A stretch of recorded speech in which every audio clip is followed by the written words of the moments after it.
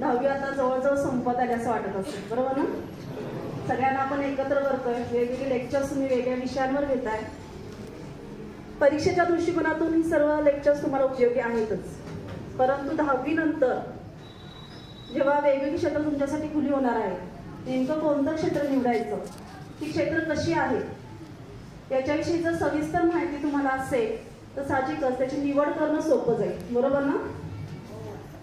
याच विषयांवर तुम्हाला मार्गदर्शन मिळावं यासाठी 1974-75ची जी 11वीची बॅच आहे, आता जाऊन त्यांना बरेच वर्ष झालेले आहे शाळेमधून, परंतु एक शाळेसाठी योगदान आणि तुम्हा विद्यार्थ्यांसाठी एक मार्गदर्शन वर्ग आयोजित करावा यासाठी त्यांनी आपल्या शाळेला देणगी दिलेली आहे आणि त्यातून तुमच्यासाठी अशी वेगवेगळी लेक्चर्स आपण अरेंज करत आहोत. आज आपल्याकडे Shri अल्लास Kulkarni sir career counsellor म्हणून ते काम करतात. ज्ञान प्रबोधिनी प्रज्ञा मानस संस्था पुणे या ठिकाणी जवळजवळ 20 वर्ष ते कार्यरत आहेत. महाराष्ट्र उद्योग खात्यात त्यांनी जवळजवळ 25 वर्ष काम केलेलं आहे. तर शिक्षण क्षेत्रामध्ये म्हणजेच महाराष्ट्र टेक्निकल एज्युकेशन सोसायटी या ठिकाणी ते सेक्रेटरी म्हणून काम करत होते. PIC कॉलेज या ठिकाणी त्यांनी सेक्रेटरी म्हणून काम केलेलं आहे. ऍक्च्युली त्यांचा परिचय, त्यांची माहिती ते स्वतः तुम्हाला आणखी देणार आहेत की जेणेकरून तुम्हाला कोणत्या क्षेत्रांमध्ये जाण्यासाठी कोणत्या वाटा आहेत याची सखोल माहिती तुम्हाला त्यांच्या व्याख्यानातून मिळणार आहे.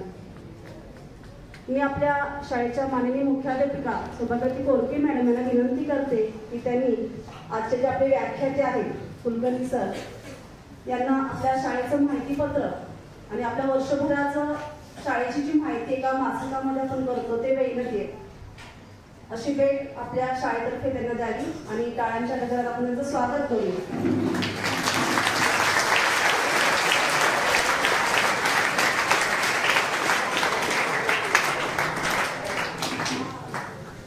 त्याचप्रमाणे दुसरे सर आहेत, त्यांना तुम्ही ओळखताच, बऱ्याच वेळा आपल्या शाळेमध्ये आलेले आहेत.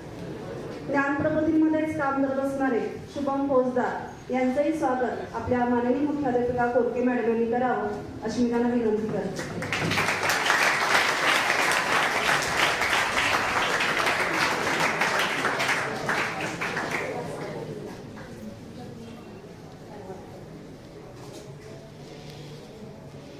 आता ज्यांचं व्याख्यान ऐकण्यासाठी तुम्ही उत्सुक आहात, कुलकर्णी सरांना विनंती करते की त्यांनी आमच्या विद्यार्थ्यांना मार्गदर्शन करावं.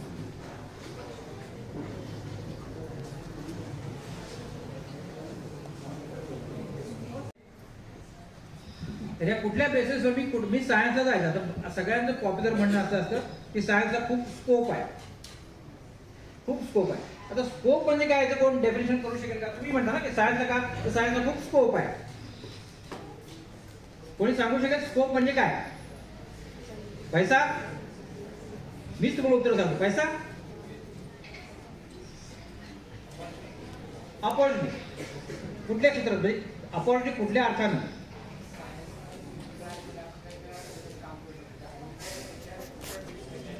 होतात, MBA होतात, BE होतात, MBBS होतात, MD होतात.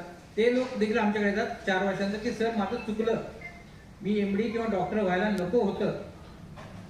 हे तुमच्या मनाचे सगळे खेळ आहेत. चांगलं वाईट काय असं नाहीये, तुम्हाला काय चांगलं वाईट वाटतं हे बघा. आणि आपल्यासारखा बदल होतो. आपल्या एकदा हे चांगलं वाटतं, हे वाईट वाटतं, तर नाव ठेवू नका. आपण कसे आहोत ते दुसरा भाग बघायचा. पहिल्यांदा माहिती घ्यायची सगळ्या कोर्सेसची. दुसरा पार्ट आपण आपल्या भाषणाचा आहे की स्वतःबद्दल माहिती कशी गोळा करायची.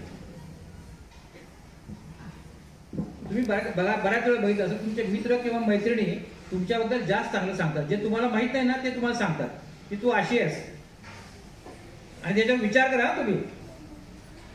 आपलं बघण्यापेक्षा ना लोक दुसऱ्याचं जास्त बघत असतात की ही कशी आहे, ही कशी आहे, आणि ते नोंद करून ठेवा.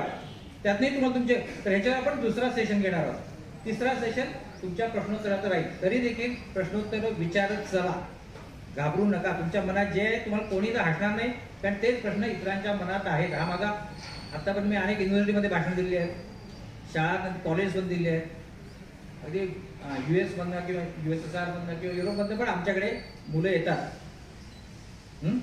तर मला बऱ्यापैकी 30-1 हजार विद्यार्थ्यांचा अनुभव आहे. ओके. तर आपण सुरुवात करूया की 10वी नंतर काय. आणि हा प्रश्न आता का पडतो कारण 10वी नंतर वाटा फुटतात. काही जड आहेत, काही अवघड आहेत. सायन्स सोपं आहे अशी कुठलीच ब्रांच सोपी नाही. तर तुमच्याकडे त्या क्षमता असतील तरच तुम्हाला ते योग्य वाटेल आणि त्याची आवडही पाहिजे. क्षमता आणि आवड. तर आपण पहिला घेऊ की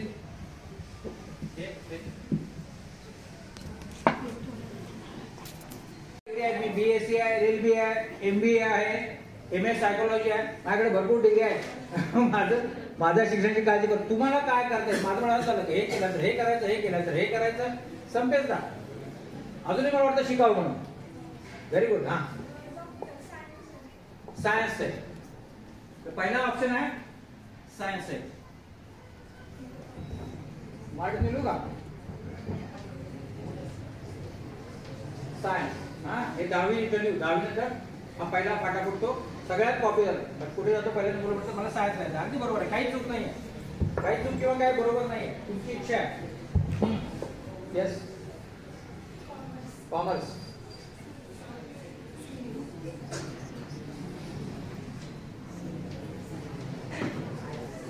तुम्ही लिहून घेऊ शकता. तुम्हाला पाहिजे असेल जे माहिती आहे ते लिहून घेऊ नका. जे माहिती नाही ते तुम्हाला माहिती आहे. आणि काय कोण सांगू शकता? Arts.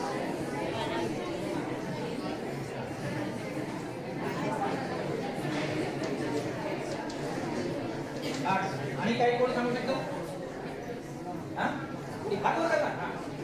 Very good. Diploma. Very good. नवीन आहे काहीतरी. डिप्लोमा कुठला आता सांगा जरा, माहिती द्या. तुम्हाला काय माहिती कोण देते? डिप्लोमा.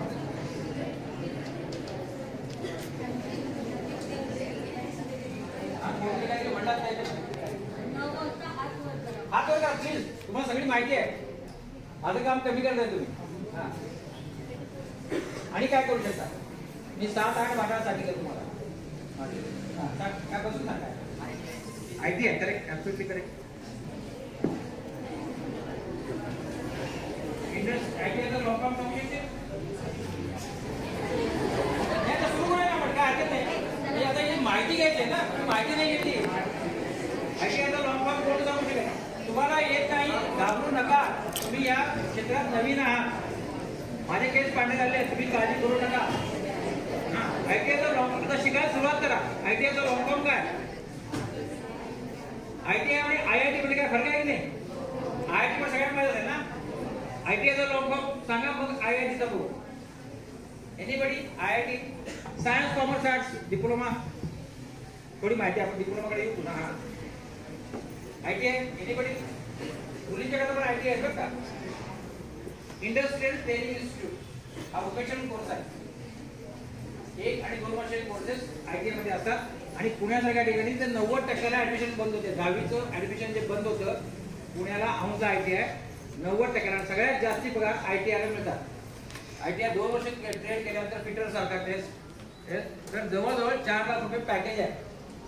तर कुठल्या कमी लेखू नका. ITI पेक्षा थोडा डिप्लोमा कुठे नाही करा. हा, डिप्लोमा काय? Diploma in. आता याचा विचार करा. असा विचार केला शिकावं हा याच्याचा उद्देश आहे. नुसती माहिती विचार करा. Diploma in what? तुम्हाला तुम्ही जेव्हा पुढची माहिती घ्याल की ITI आहे. मला ITI आहे.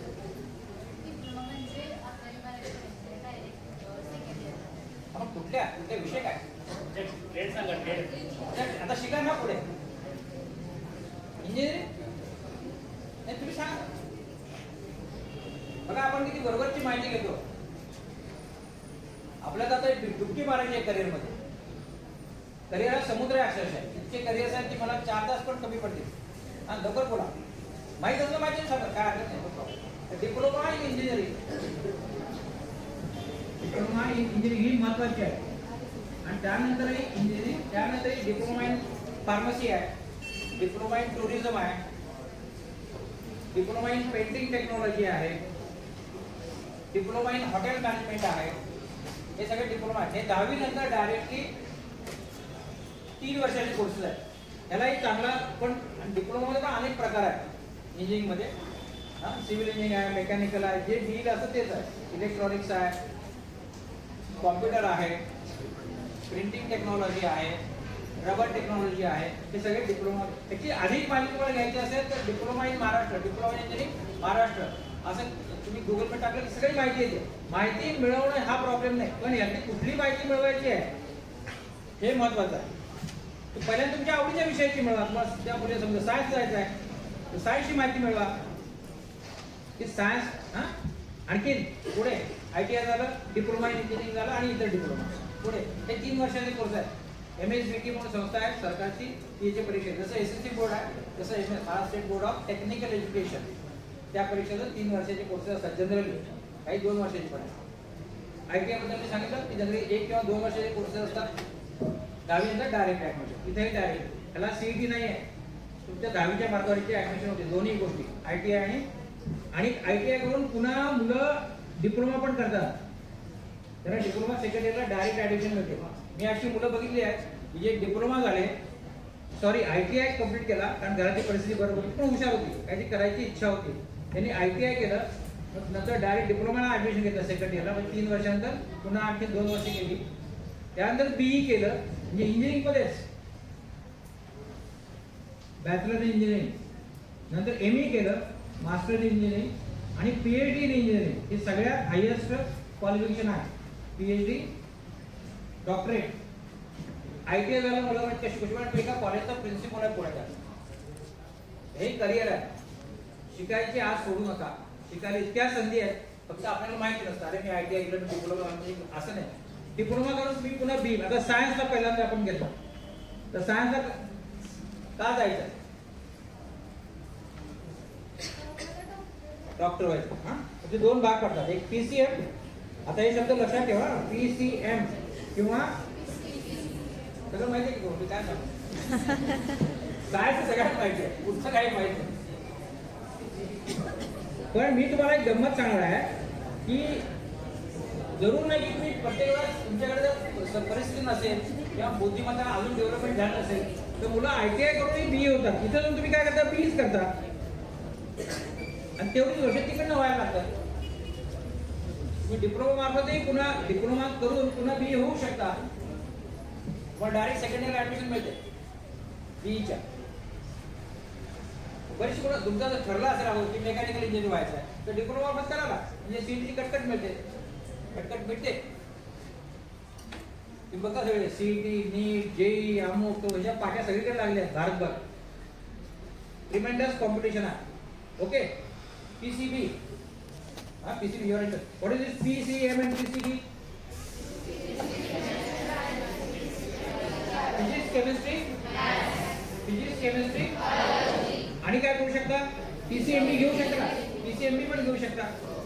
तुम्हाला बायोटेक्नॉलॉजी किंवा मेडिकल टेक्नॉलॉजी असे विषय ओपन होऊ शकतात. ओके. असं हे पुढे आणखी ME पर्यंत PhD पर्यंत जाऊ शकतात. आणि हा एक मार्ग झाला. हे सगळे मार्ग नशिबानं तुमच्या सरकारनं एकमेकांना जोडलेले आहेत. पूर्वी काय व्हायचं की एखाद्या मुलानं PCM घेतलं तर त्याला PCB जाता यायचं नाही. आता त्यांनी PCM पण घेऊ शकतात, PCMB पण घेऊ शकतात. मला एक विद्यार्थी भेटला होता, तो पहिल्यांदा 12वी PCB घेतले, PCMB घेतले ना, आणि तो होमिओपॅथिक डॉक्टर झाला. Homeopathic doctor. नंतर त्या लक्षात आलं की हे मला काही झेपत नाही, मला आवडत नाही.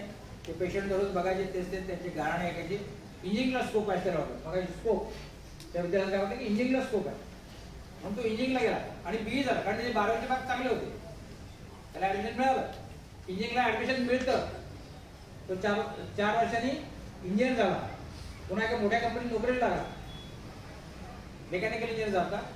नंतर तिथल्या मशिनरीचे कांठाळीत कान किटले, त्याने तेही सोडून दिलं आणि आता पुन्हा डॉक्टर झाला.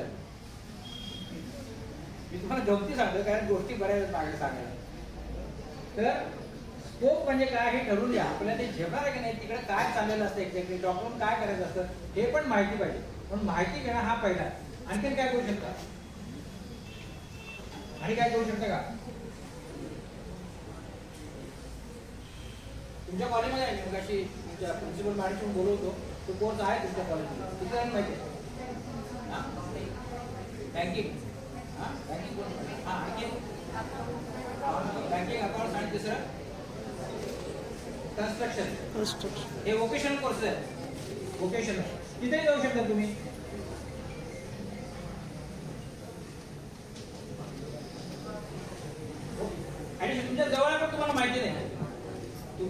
11वीचा फॉर्म भरायला येईल ना त्यावेळेस जनरल एक असतं, जनरल कॅटेगरी म्हणजे सायन्स आर्ट्स कॉमर्स जनरल. तिथं डिप्लोमा नसतं. डिप्लोमाची ऍडमिशन वेगळी आहे, 10वीच्या मार्कावर टेक्निकल एज्युकेशन घेतात. या 3 कॅटेगरीची ऍडमिशन प्लस 4थी कॅटेगरी व्होकेशनल पण टाकलेली असते. तुमच्या शाळेत व्होकेशन आहे तिथे चांगला स्कोप आहे, असं समजू नका की ते फार फालतू आहे, असं नाही. तिथे मुलांना चांगल्या अगदी मी बघितलं की व्होकेशनल कॉमर्स म्हणजे अकाउंटन्सी आणि बँकिंग हे 2 विषय आहेत. तर ती घेऊन मुलं व्होकेशनल घेऊन सीए झालेली मुलं मी बघितलेली आहेत. मीच सांगितलेली मुलं कोणाची सीए पण झाली. ओके, तर व्होकेशन आणखी माहिती घ्या, वाढवा. आणि काय सांगू शकता ना तुम्ही पुढे जातो कोणाचं ड्रॉइंग चांगलं का, ड्रॉइंग टीचर व्हायचं आहे त्यांच्याकडे. आणि ह्या लोकांना IT मध्ये पण अपॉइंटमेंट आहेत. सर आपल्या IT मध्ये काम करतात, त्यांना मी येताना बोलवतो की असं नाही की फक्त ड्रॉइंग टीचर म्हणून तुम्ही काम करू शकता. तर हा एक ऑप्शन आहे. आणखीन सांगू शकाल? इकडे टाकतो. त्यांना नर्सिंग मध्ये इंटरेस्ट आहे, नर्सिंग आणि नर्सिंग मध्ये मुलं पण जातात. त्यांना फॉरेन मध्ये चांगला स्कोप आहे. आपलं आणि ब्रिटनचं मागच्या 6 महिन्यापूर्वी अग्रीमेंट झालं ज्यात त्यांना नर्सेस मेल आणि फिमेल नर्सेस आणि ड्रायव्हर्स पाहिजे. किती पाहिजे? 30,000. युरोपमधनं खूप मोठी मागणी येते आपल्या लोकांना. तर ते आहे ANM नर्सिंग, BSc नर्सिंग नव्हे, BSc नर्सिंग ला डिमांड आहे. ANM आणि GNM ह्या डिग्री आहेत त्याच्या. त्यालाही 10वीला डायरेक्ट प्रवेश मिळतो. ओके, अजूनही तुम्हाला कोणा सुचवत सांगा, मला सुचत मी सांगा, कारण काळा भरत आहे सुचणार आहे. ओके, काही शंका याच्याबद्दल? हे हा ANM हा कोर्स आहे 1 वर्षाचा आहे. तिथे डायरेक्टली तुम्ही ऑक्झिलरी मिडवायफरी नर्सिंग म्हणतात आणि जनरल मिडवायफरी नर्सिंग ज्या कॉन्सिल्स आहेत त्या कॉन्सिल्स त्यांच्या परीक्षा घेतात. BSc नर्सिंग हे सायन्स करून PCB घेऊन तुम्हाला पुढे जावं लागतं. तुम्ही नीट द्यायची, आता नीट द्यायची जरूर नाही. CET देऊन तुम्ही नर्सिंगला जाऊ शकता. मुलं पण जाऊ शकतात, मुली पण जाऊ शकतात. चांगले पगार आहेत, सगळ्यात चांगलं. पण एम्पॅथी पाहिजे, दुसऱ्याला मदत करायची इच्छा नाही. ओके, आणखीन काय आहे का सांगा कोणी? प्लेन सायन्स म्हणजे हेच की सायन्स म्हणजे प्लेन सायन्स. त्यातलं प्लेन सायन्स. अच्छा, हा प्रश्न बरोबर आहे की पुढे समजा मला BE करायचं नाही, बरोबर ना, मला MBBS जायचं नाही, मग मी काय करणार? मी BSc होणार. जर मी BSc आहे, BSc जनरल डिग्री आहे, तो म्हणतो तर काही पुढे करू शकतो. 3 वर्ष केलं की तुम्हाला BSc जनरल डिग्री मिळते. BSc ऑनर्स ज्याला MSc करायचं आहे, PhD करायचं आहे, बघा मी सांगितलं आपण तोही मुलगा PCM ज्याला फिजिक्स मध्ये रिसर्च करायचा आहे तर ते जाऊ शकतात. ओके, प्युअर सायन्स इथे काय झालं की याच्यात common BSc, MSc, master in science आणि PhD. आता पूर्वी सगळं राहिले, पूर्वी BSc 4 वर्ष होतं, आता 3 वर्षाचं केलेलं आहे. BSc 12वीचं 3 वर्ष BSc जनरल मिळतं. आणि तुम्हाला MSc करायचं असेल तर BSc ऑनर्स करावं लागतं 1 वर्ष. त्यानंतर 1च वर्षात तुम्ही MSc होता आणि त्यानंतर PhD ला रजिस्ट्रेशन करावं लागतं. ज्याला रिसर्च करायचं आहे त्यांनी तिकडे जावं. नुसती BSc डिग्री करता जायचं नाही. तर ती झालं तर फक्त BSc डिग्री तुम्हाला हे मिळते कुठली जनरल, आणि ऑनर्स करून तुम्हाला पुढे जाता येतं. हे सुरू झालं आहे NEP प्रमाणात याचा सुरू झाला आहे. आणि ते सगळीकडे आहे, कॉमर्समध्ये पण तसंच आहे, आर्ट्समध्ये पण तसंच. त्याच्यात पुढच्या काय करायचं ते आपण नंतर बघू. ओके, ते पुसू का? होम सायन्स पण एक मुलींना पण आहे. होम सायन्स मुलींच्या करता एक चांगला कोर्स आहे. तोही 10वी नंतर अवेलेबल आहे. काही जागे मला माहिती नाही, पण पुण्यात SNDT ला किंवा कर्वे इन्स्टिट्यूटमध्ये हा कोर्स आहे.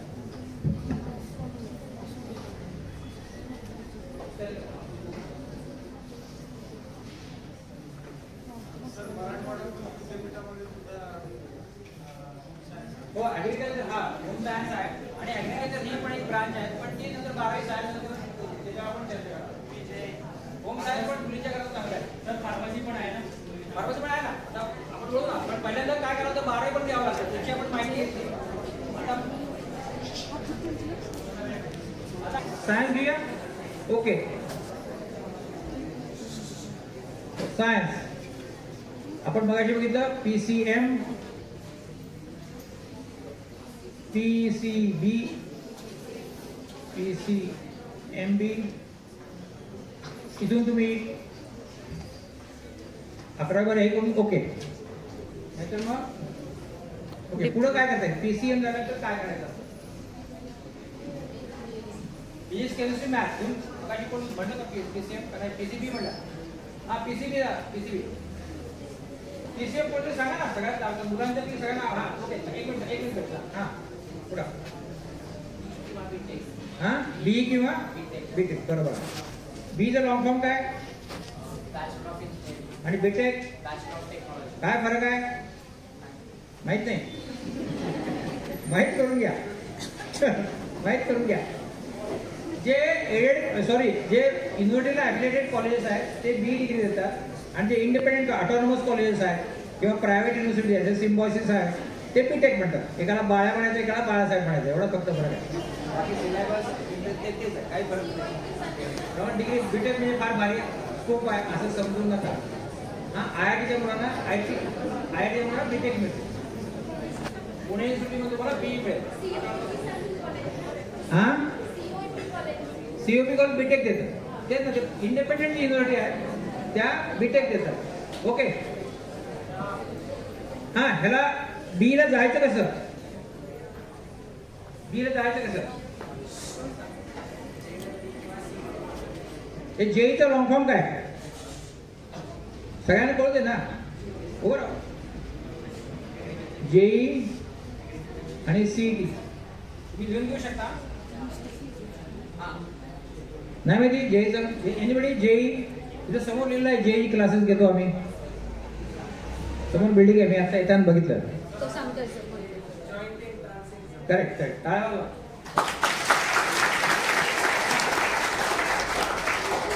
CET common entrance exam. हा बरोबर आहे. सेंटर पण म्हणू शकतो. काही ठिकाणी सेंटर म्हणतात काही ठिकाणी कॉमन. ते 12 CET. जेई कोण घेतं? IIT तुम्हाला जायचं असेल IITला तर हे आता IITचा मग सांगितलं ITIचा फॉर्म सांग. IITचा कोण सांगशील का? IIT Indian Institute of technology. किती आहेत? 26. भारतात किती आहेत? 26. पूर्वी 5-7 होत्या आता 26 झालेले आहेत. 10,000 सीट रिकाम्या राहतात. 10,000 सीट रिकाम्या राहतात. त्याचं काय कारण असावं? योग्य मुलं मिळत नाहीत. प्रत्येकदा आधी जेई नंतर जेई मेन असतं. JEE advance.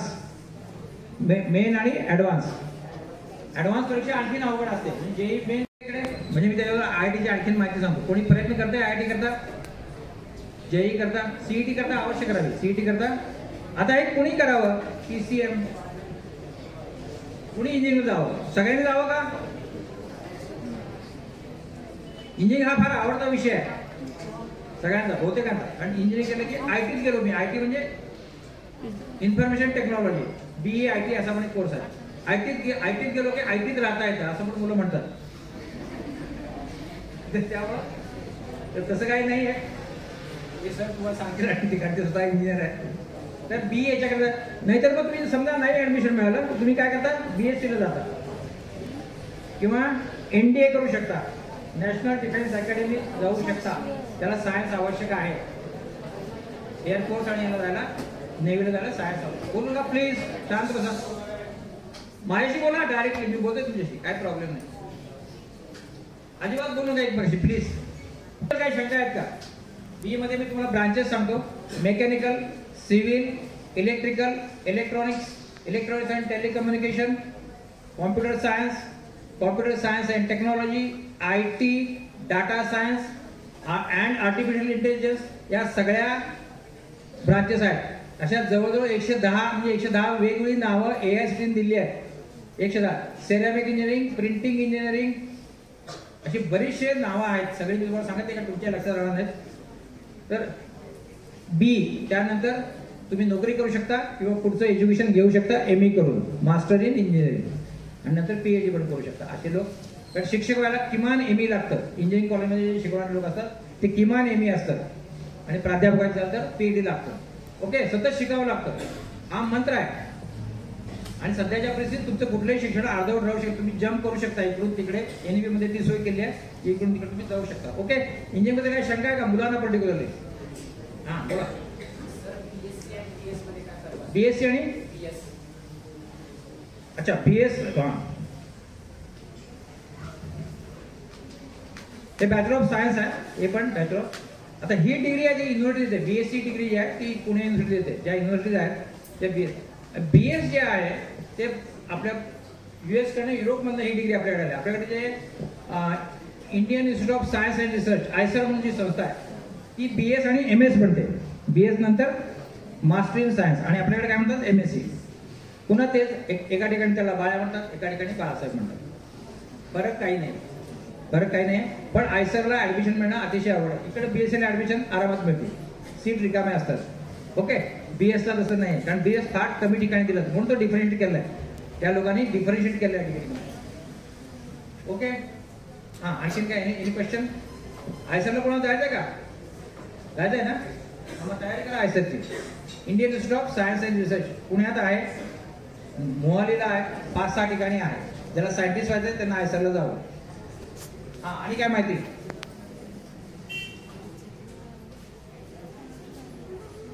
आपापसात बोलू नका, डायरेक्ट बोला, मी तयार आहे म्हणजे. हा, चांगली उत्तरं द्या, चांगली प्रश्न, असंच करा तुम्ही. पाठीमागची बॅक बेंचर्स मी माझ्यावरती दिसतंय, तेव्हा तुम्ही मी पण असाच होतो पाठीमागच्या आत.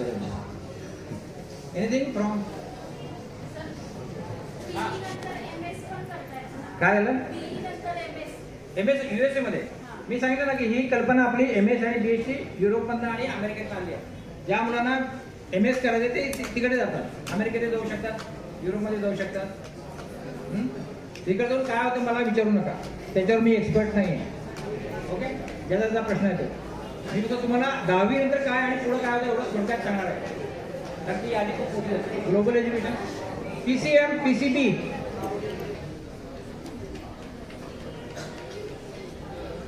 BPTH bachelor of physiotherapy. कोणाचा हार्ट मोडलं किंवा एखाद्या माणूस त्यानंतर त्याला सर्जरी झाली, त्याला चालायला कोण शिकवतं? हे डॉक्टर, फिजिओथेरपिस्ट, हे डॉक्टर. ओके, बाकी युनानी वगैरे आहे तुम्ही सांगत नाही, ठीक आहे. स्पेशलायझेशन असतं त्याच्यात काय, कोणती डिग्री घेतात? कशामध्ये? कानाचे, कशाचे? ते MD मध्ये, MD मध्येच. MD ENT हे खूप मोठा आहे. आता मला सांगा की MBBS ला ऍडमिशनची क्रायटेरिया नीट आहे. नीट असते 760 मार्काची. पहिल्या आल्या मुलाला किती मार्क पडतात? 760 पैकी 760 अशी मागच्या वेळेला 25 मुलं होती. MBBS ला जी कायम मुलं वर्गात अगदी पहिली पासून ते 10वी पर्यंत त्यांनी पहिला नंबर आणि दुसरा नंबर सोडलेला नाही, त्यांनी फक्त प्रयत्न करावा. जागा कमी आहे आणि 760 पैकी 760 याची मागच्या वर्षीची नीटची स्कोर होतं आणि मागच्या वर्षी जवळजवळ 650 ला ऍडमिशन बंद झाली. आणि हे IIT तुम्ही काढलं ना, तर IITचा स्कोर 40% मिळाला तरी तुम्हाला मिळतं ऍडमिशन, पण नीटला तसं नाही आहे. सगळ्यात जगात कॉम्प्युटर कुठली एक्झाम असेल तर नीट. त्यामुळे जर कन्सिस्टंटली तुम्हाला सायन्समध्ये तुमची 10वीची जी परीक्षा आहे ती बेसिकली कुठले कुठले विषय आहेत कोण सांगू शकेल का? हां बरं, 10वीला विषय कुठे कुठले? हा बरं, नाही तू पाठीमाग तुम्हाला उत्तर दिलं. 10वीला सायन्स, मॅथ्स, इंग्लिश, संस्कृत आणि सोशल सायन्स, म्हणजे 4 विषय लँग्वेजेसचे आहेत आणि 2 विषय सायन्सचे आहेत. त्यामुळे तुमचे 10वीचे मार्क फसवे असतात. खोटे म्हणत नाही मी, ते फसवे असतात, कारण तुम्हाला 96% पडले म्हणून सायन्सचे मार्क तुमचे बघा की कन्सिस्टंटली तुम्हाला 4थी पासून 98 ते 100 या दरम्यान आहेत का, मग तुम्ही कॉम्पिट करायला इलिजिबल व्हाल, कारण ही ऑल इंडिया कॉम्पिटिशन आहे. ओके, नीट विचार करून बघा. BE ला प्रॉब्लेम नाही फारसा, कुणालाही ऍडमिशन मिळते. CET नॉन झिरो असेल, 1 मार्क असेल तरी ऍडमिशन मिळते. पण कॉलेज बंद पडायला लागली आहेत, नोकऱ्या नाही आहेत, वाटत त्यांना इंजिनिअरिंग होऊ नये असा संदेश देत आहेत. BSc MSc ज्याला रिसर्च करायचा ISER म्हणतात, BSc MSc PhD हा रस्ता धरावा. बाकीच्या धरून पुढचा सायन्सवर काय आहे का, शंका आहेत का? आपण थोडक्यात घेतो कारण खूप मोठा विषय आहे. एनिबडी? तुमच्या वर्गात जो पहिला असतो त्याला म्हणजे आता हल्ली मार्क्स सांगत नाहीत पण मगाशी कोणी हा नाही तू नाही त्या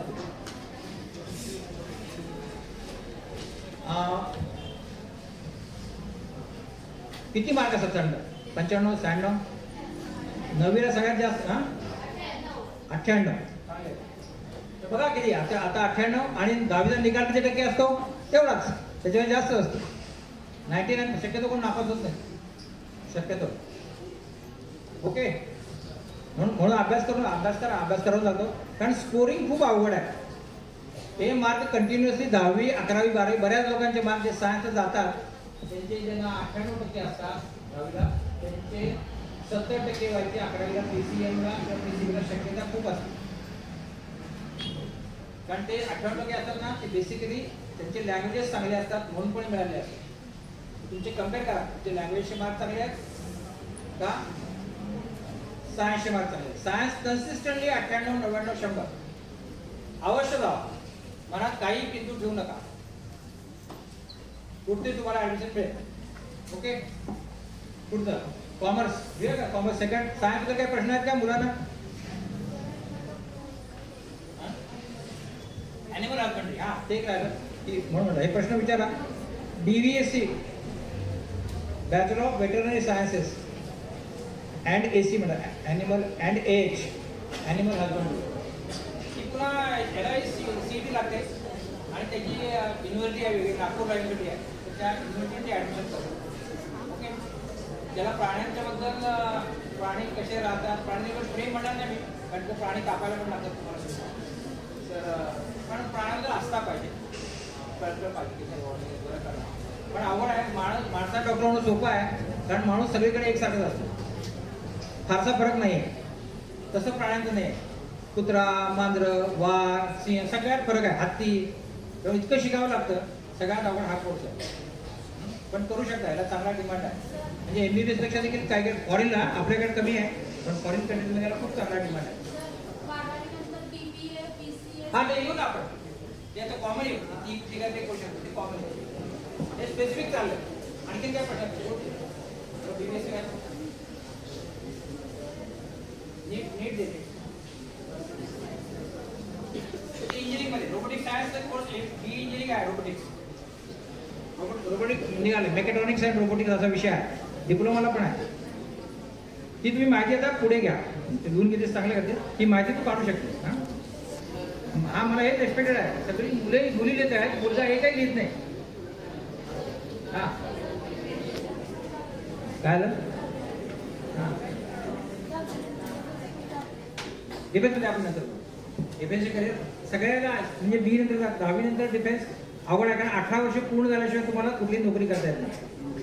किमान 12वी व्हावं लागतं. ओके, ते 12वी नंतर आपण बघू. आता मी सायन्स घेतलं. ओके, येतो झाला. हा कोण सर म्हणतो? UPSC सांगून नंतर UPSC लॉंग सांगू शकशील? काहीतरी विचारायचं विचार म्हणा. ओके, आपण कॉमर्स कडे वळूया. हा काय प्रश्न आहे का?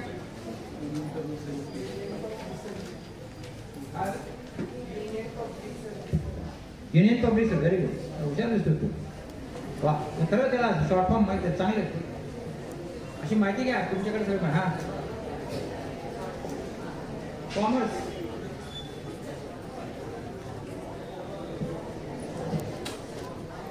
विषय तुम्हाला 10वी पर्यंत आहे का? इकॉनॉमिक्स आहे? इकॉनॉमिक्स विषय आहे का? नाही. अकाउंटन्सी नाही.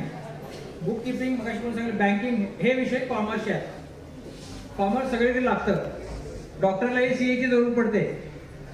फॅक्टरीमध्ये पण कॉमर्सचे लोक लागतात म्हणून तुमच्याकडे व्होकेशनल कॉमर्स चालू केलं. कॉमर्सची व्यक्ती सगळ्या कुठल्याही क्षेत्रात जाऊ शकते कारण ती अकाउंटंट असते. मग तुम्ही त्याला रेग्युलर अकाउंटंट म्हणा, चार्टर्ड अकाउंटंट म्हणा. तर हे मगाशी सांगितले ते विषय आहे. 11वी 12वी कॉमर्स करायचं, 11th and 12th ओके, यानंतर फाटे फुटतात. एक तुम्ही बीकॉम होऊ शकता, बॅचलर इन कॉमर्स. यात स्पेशलायझेशन नाही आहे.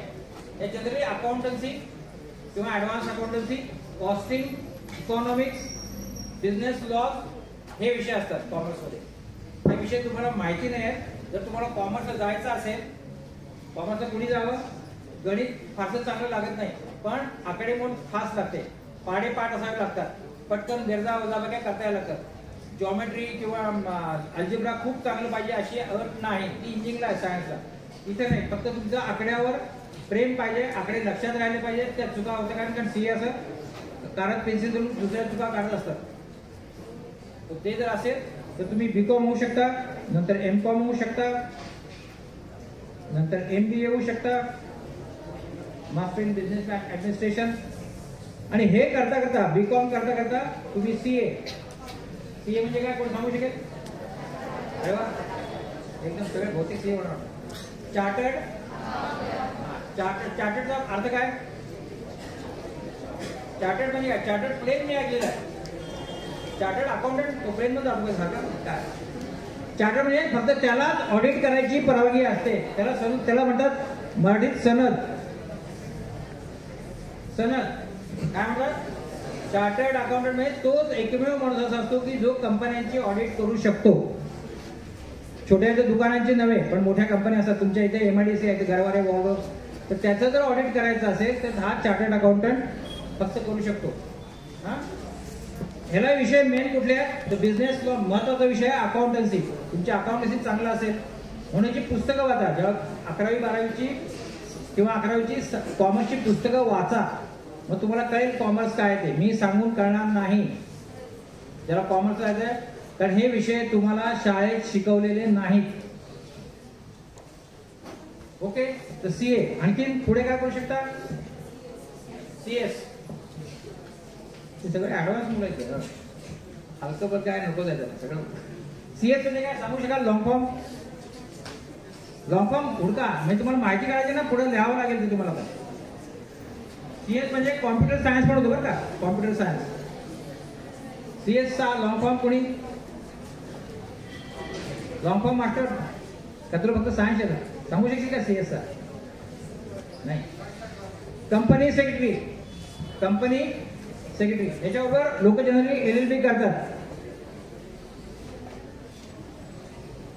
कारण कंपनी सेक्रेटरी हा लीगल ऑफिसर असतो कंपनीचा, त्यामुळे त्याला लॉ पण माहित पाहिजे. शेअर संबंधी सगळे कार्य तो करतो. त्याला अकाउंट्सही माहित पाहिजे आणि कायदा पण माहित पाहिजे. इथे कायदा कमी असतो, पण ऑडिट जे आहे, कंपनी आहे, तो याला CA ला चांगला माहित पाहिजे. आणि ऑडिट. तिसरं काय अजून सांगू शकाल?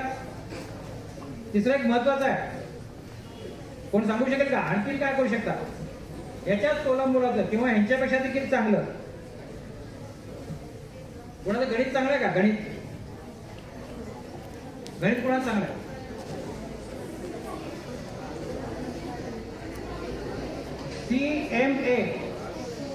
CMA cost and management accountant. Costing हा विषय तुम्हाला बीकॉम पर्यंत शिकवला जातो. एखाद्या वस्तूचं किंमत किंवा त्याची उत्पादनाची किंमत कशी काढायची, कुठल्या किमतीत तो मला मॅन्युफॅक्चरिंग करायला आला. एखादी गाडी आहे तर अनेक कंपन्यांना कॉस्ट अँड मॅनेजमेंट अकाउंट, आणि हे कॉस्ट ऑडिट करतात. कॉस्ट ऑडिट अनेक कंपन्यांना कंपल्सरी आहे, कॉस्ट ऑडिट. तर हे cost and manage audit. Okay, नंतर CFA काय? Chartered financial analyst.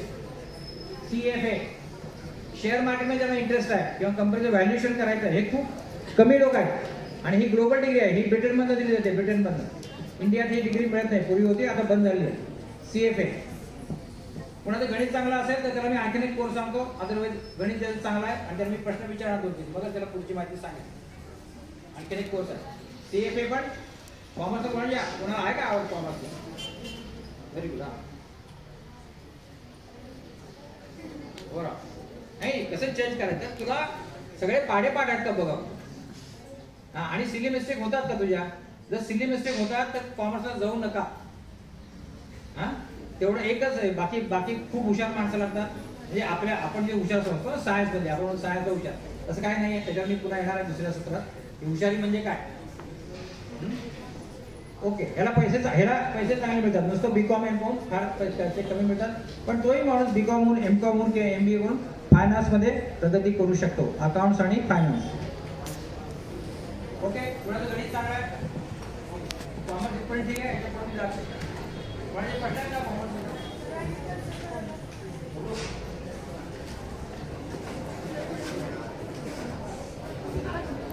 तुमचे काही प्रश्न आहेत का कॉमर्स बद्दल? तुमच्याकडे व्होकेशनल कॉमर्स आहे, ज्यांना मार्क कमी पडतील पण कॉमर्सची आवड आहे, त्यांनी व्होकेशनला अवश्य जावं. व्होकेशनल हा चांगला कोर्स आहे.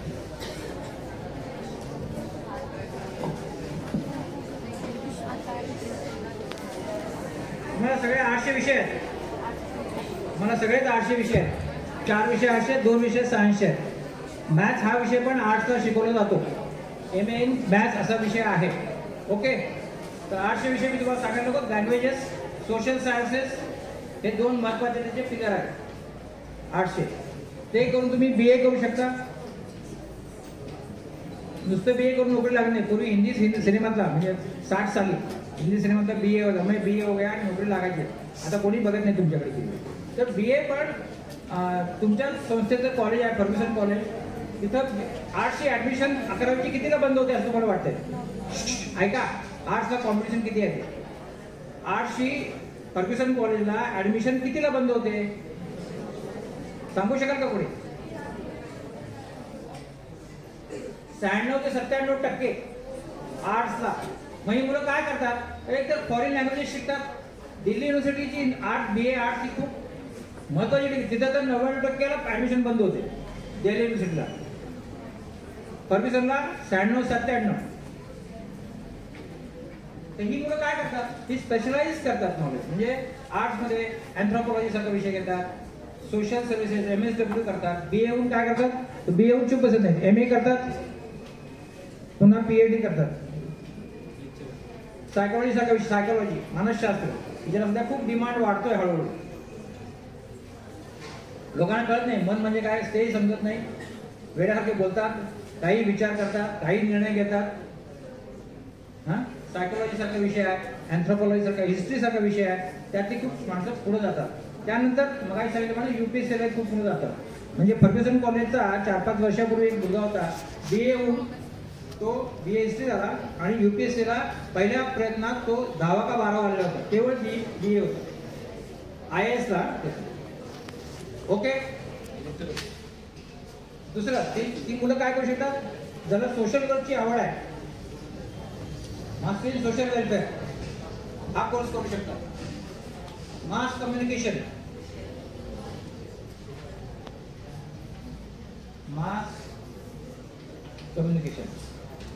फॉरेन लँग्वेजेस म्हणजे MA.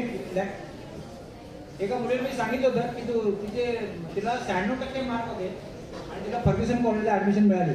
कशी बशी ती मुलगी आज तिनं BA फ्रेंच केलं आणि फ्रेंच लँग्वेजच्या परीक्षा पण दिल्या 4 का 5. नंतर ती फ्रान्समध्ये टीचर म्हणून सिलेक्ट झाली. त्यानंतर तिने MA ला तिथंच अर्ज केला. स्ट्रासबर्ग युनिव्हर्सिटी म्हणून आहे फ्रान्समध्ये, जर्मनच्या बॉर्डरवरती. तिला MA फ्रेंच फोनोटिक्स या विषयात तिने MA केलं आता आणि तिला पॅरिसमध्ये जॉब लागलेला आहे. आता ती म्हणते की मला इथे फॉरेन सर्व्हिसमध्ये जायचं आहे. अशा मुलींच्या करता करिअर आहे लँग्वेजेसमध्ये. ओके, तर आर्ट्सला करिअर आहे समजू नका, फक्त बाय चॉईस जावा. नाही काय जमत नाही म्हणून आर्ट्सला जाऊ नका, त्याच्याकरता बरेच इतर कोर्सेस आहेत. आर्ट्स संपवूया आपण आणि तुम्ही MBA पण करू शकता. MBA नंतर अगोदर एम लावायचं, ते झालं MBA, master in business administration, किंवा 11वी-12वी करून आर्ट्स. तुमच्या माहितीवर अवलंबून आहे, तुमची स्वतःची जेवढी माहिती काढा. आता मगाशी कोणतरी म्हटलं की तिथला मुलगा, हा एक मिनिट पाठीमाग उभा राहा. मगाशी जो भेटला त्याच्या तू बाहेर तिकडे नको, बाहेर बरं ठीक आहे. काय ओके, तू कसा निर्णय घेशील 10वी नंतर काय करायचं, हा निर्णय कसा घेशील? हसू नका. प्रत्येकाला हा मी प्रश्न विचारणार नाही, घाबरू नका. कसा निर्णय घ्यायचा? आता एवढी माहिती तर मिळाली नाही का, मग मी सायन्सला जावं, आर्ट्सला जावं, कॉमर्सला जावं, स्कोप तर सगळीकडे तुम्ही बघितलं. 96% आर्ट्सला बंद होतं. हा, कसा निर्णय घेणार? कुठला बेस काय त्याला? स्वतःची माहिती तू कशी काढणार? नाही सांगता येते की नाही? तुला माहिती आहे किंवा आम्ही ठरवलेच तो काही वाटतं काय काय सगळ्यात वरती कुठली असते, सगळ्यात खालची पोस्ट कुठली असते माहिती आहे? नसेल माहिती मी तुला माहिती देतो. हा अगदी पण नाही, कारण दोन ओके इथं सोड दोन सोबा ओबेडियंट आहे बघा, तुला व्यवस्थित माझं ऐकून फिट फॉर आर्मी. तर आर्मी एक मोठं गाव आहे किंवा एक राष्ट्र आहे अक्षरशः. त्यात सगळ्या प्रकारचे लोक लागतात. त्याच्याकरता तुम्ही एम्प्लॉयमेंट न्यूज वाचा, एम्प्लॉयमेंट न्यूज किंवा रोजगार समाचार, अशी दर 15 दिवसांनी सेंट्रल गव्हर्नमेंट हे पुस्तक काढतात मुलांच्या करता. त्यात सगळ्या जाहिराती असतात. मिलिटरीमध्ये कुठल्या प्रकारचे, मिलिटरी आणि रेल्वे हे दोन सगळ्यात जास्त नोकरी देणारे लोक आहेत. रेल्वे, इंडियन रेल्वे जगामध्ये, इंडियन रेल्वे आणि इंडियन आर्मी मध्ये सगळ्यात जास्त रिक्रुटमेंट होतो. तो एक मोठा एम्प्लॉयमेंटचा सेक्टर आहे. तर इथं जायला एनडीए हा एक मार्ग आहे, जो ऑफिसर होतो आणि एनडीए होऊनच तुम्ही चीफ ऑफ आर्मी स्टाफ वगैरे असं होता किंवा चीफ ऑफ एअर स्टाफ.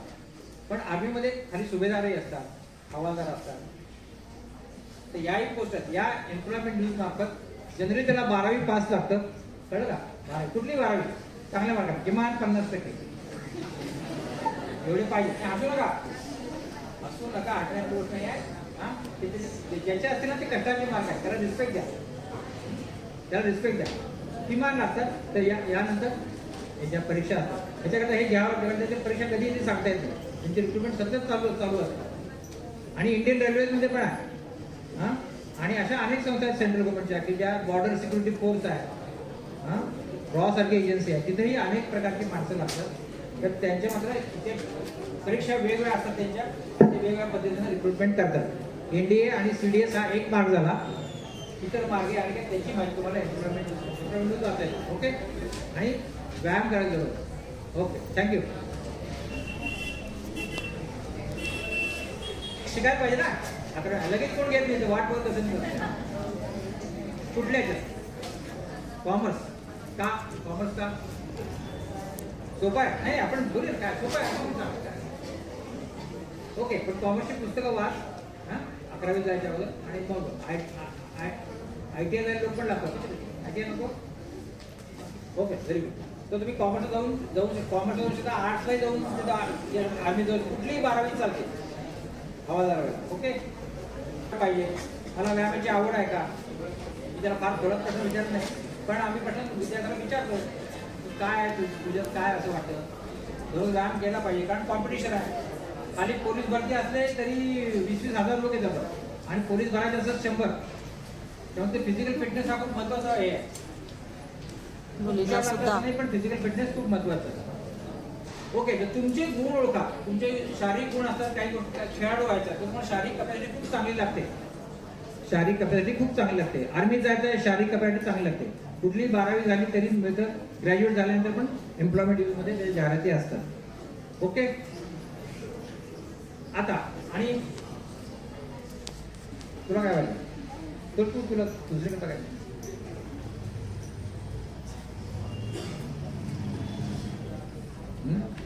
का? आर्मी मग सांगितलं व्यायामाची आवड आहे का? कुठला खेळ करतो? कबड्डी. ओके, कुठल्या लेवलला आहेस? डिस्ट्रिक्ट लेवलला आणायचा प्रयत्न करा. त्यातनं सिलेक्शन होतं. NCC मार्फत जाऊ शकता तुम्ही, ती खेळ बघा. ओके, आणि कोणी निर्णय घेत आहे? मग तू घेतो होता सायन्सला जायचं. आता का? आता एवढं सगळं माहिती तुला फक्त हे आहे की सायन्सला जायचं. तुम्ही स्वतःबद्दल काय माहिती सांगते? वर्गात किती असतेस तू? 3री. अच्छा, मी 2 म्हणत होतो 3री असते. काय हरकत नाही, प्रयत्न करतो. No problem. मी एक आकडा दिला तुला, कारण आकडे आपले वर खाली होतात, आपले मार्क्स पण वर खाली होतात. तर आता हे सायन्स किंवा आर्ट्स किंवा कॉमर्स आहे तर पहिल्यांदा आपले आपण मार्क बघतो की माझे मार्क कसे आहेत. तर तुझे जनरली 90च्या पुढे असतील, 90-95च्या पुढे असतील. तर हा एक क्रायटेरिया झाला की 90 ते 95 हा एक ग्रुप आहे आणि 95 ते 100 हा दुसरा ग्रुप आहे. 95 ते 100 मध्ये खूप कमी मुलं असतात. असं माझा मी अनेक वर्षाचा अभ्यास करतोय, खूप कमी मुलं असतात. मॅथ्समध्ये तर 100 पैकी 100 मिळवणे खूप कमी असतात, बरोबर? तू कुठल्या ब्रॅकेटमध्ये आहेस? हा, 90 ते 95. आता जो 4थी पासून मार्काचा अनालिसिस कर की त्यात आर्ट्सला मार्क जास्त आहेत का सायन्सला मार्क जास्त आहेत? सायन्स किती आहेत? 98%. हा, असं अनालिसिस करा, सब्जेक्ट वाईज अनालिसिस करा, त्याचा ग्राफ काढा की माझे मार्क वाढत आहेत तर कमी होत आहेत. म्हणजे इकडे तुम्ही इयर टाकलं 6वी 7वी 8वी 9वी आणि 10वी, आणि इथं मार्क टाका 10 20 30 40 50 60 70 80 असं प्रत्येकानं करा. असा ग्राफ काढा. हा जर ग्राफ असा वर जाणारा असेल सतत आणि असं वर खाली होतोय, एकदा इथं एकदा इथं, शिक्षक बऱ्याच मुलांना शिक्षण बदलले की सायन्सचा इंटरेस्ट जातो, हिस्ट्रीचा इंटरेस्ट जातो, तसं झालं का बघा. कन्सिस्टंटली ग्राफ वरच जात राहायला पाहिजे, किंवा 98-99 असतील तर कन्सिस्टंटली कॉन्स्टंट राहायला पाहिजे, मग तो तुमचा विषय आवडीचा आहे हे बघा.